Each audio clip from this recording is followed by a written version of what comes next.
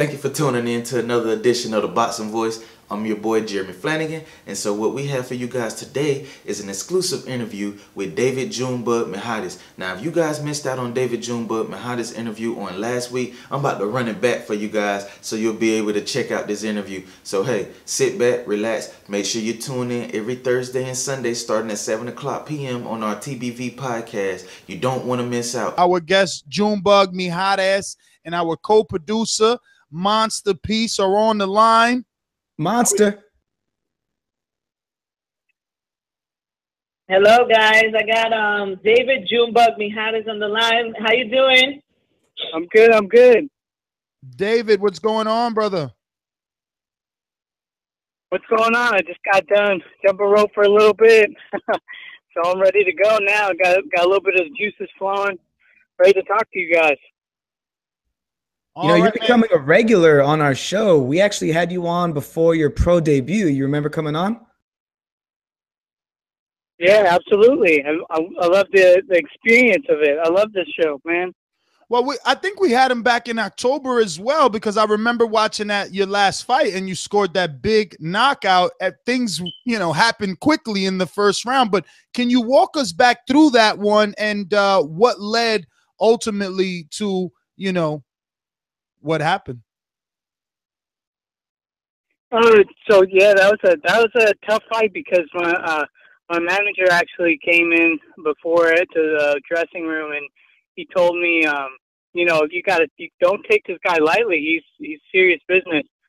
So I went out there and I turned on the business side of things, and I had to go in there and I didn't want to linger at all. So I just went in there, threw some of those thunderous body shots that I love, and I was able to get him out of there. I think that's what kind of loosened him up a little bit, and I was able to get the stoppage. Now that Golden Boy and Oscar De La Hoya have been able to get this deal with ESPN, some of these fights at the Belasco and other fights that used to be on ringtv.com are probably going to get that exposure on both, ESPN Deportes and ESPN. Have you heard that news? Does that excite you? Because you'll possibly be able to get in front of more television sets and become more of a household name, obviously. Yeah, absolutely. I'm super excited that this deal went through with ESPN, and I love Ring TV so much. They do such a good job with the production, and so now that us young prospects and fighters are coming up, and we're able to, kind of work our way up on the people's televisions. I'm super excited about it, and I'm very happy. Now, what do you know about your opponent that you're going to be facing here in February 3rd, just a couple of days? He seems to be a veteran, obviously has a lot more fights than you, been around the block a bit, and he's been able to rack up a 4-fight win streak, so it's impressive to see you going in to a fight with someone with an actual winning record. When kids are on their developmental, promoters usually putting them in easier fights, but here you are in your 5th fight already getting a veteran. So have you been watching any tape? What exactly do you know on Mijares? Excuse me, not Mijares. On Herrera. Yeah, unfortunately, the opponent has changed because I don't believe Herrera was ready. He wasn't in camp for this fight. So the opponent has changed, and I will be fighting a new fighter by the name of Vinci Dixon. And he himself, he's a veteran as well. And I know that it'll be very interesting to see how that stacks up because he has the height on me. He's about 6 feet tall, and I'm 5'6.5". So it's going to be interesting to see what goes down. And but I'm super excited because I'm getting after those ribs. I'm hungry, so I'm gonna be getting after his ribs all night. I'm gonna try and shut him down. So we'll see what happens. Hey David, I'm Steven Calderon, the producer. Again, it's great to have you back on the show. You have a really charismatic personality, and you have a lot of hype behind you. Do you ever feel like built up pressure, and how is it that you're able to deal with all this popularity? There are already being talks about putting more TV time for you. How are you able to keep so cool through all of this? Well, I just try to stay grounded as much as I can. I don't like looking at myself as a big little prospect or anything like that.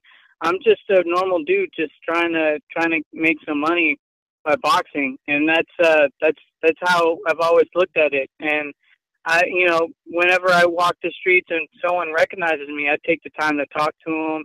I'm not big on just being super.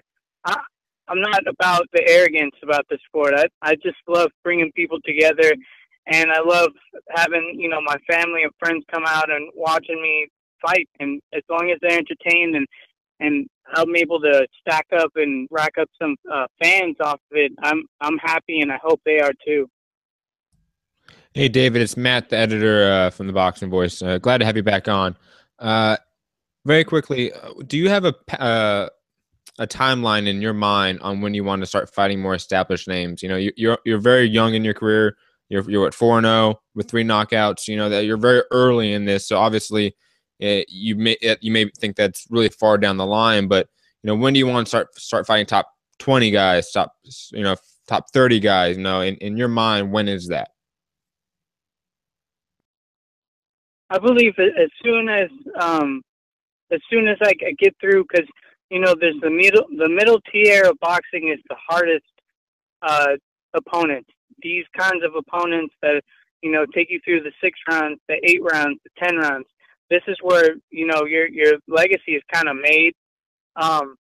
So as soon as I'm able to get through those guys and really show what I can do against them and try to impress folks as well, I believe I'll be ready to go up against the top 20, fighters. Of course, that is down the line, but like I said, I have to make sure that I work my way through this middle tier of fighters, and not to say that they're any lower than any other fighters. I respect them just as much. They're the ones who make the fights happen. They're the ones they're like the doorkeepers of boxing. And if you want to get through those doors, then the only way to do it is by winning up against them impressively, not just kind of squeezing your way by. You really have to do it impressively to make sure that the fans are happy with what they see. Dude, no one's ever answered that question that good, ever. Because you're absolutely right. You have to. Go ahead. At the same time, I'm a boxing fan as well, so I'm able to, I look at it from both ways, and I try to come up with an answer at the end of the day. And the answer is what I want to be. I want to form myself into that answer. I want to mold myself into that. So it's just a couple of things that I pick up here and there from watching boxing. No, definitely a very educated answer. I want to ask you, so what's the Chinese writing on your Instagram? What is that? And why did you choose it? Oh yeah, it's Japanese, and it's my name in Japanese because we had a couple of guests from Japan training with me and my father, and so I just wanted to show them respect because they followed me on Instagram, so I wanted to kind of keep it real and show my roots, and a lot of my training is kind of based off of the Japanese arts of kendo, because kendo is very similar to boxing, as you want to control the center line of things, and I'll go further into that later, but yeah, that's what that's about. Oh, please go further into that now. That's really interesting. I don't know of a lot of fighters that study other arts and try to apply that to, what we call sweet science. Usually people are, there are those MMA type fighters, but not a whole lot of boxers that I know of really practice, these other arts. And just tell me about it. I need to know. Oh man, that you know what? It's actually the secret sauce that my pops came up with, and my pops is my trainer. So all I can do is just kind of explain the kendo is, you know, it's sword fighting, but you're trying to control the center line against things. Those are the basics that I know about it. The rest of it is kind of implemented in my training. So I'm not exactly positive on all the parts that he touches on. So it's a difficult question to answer, but that's where that comes from.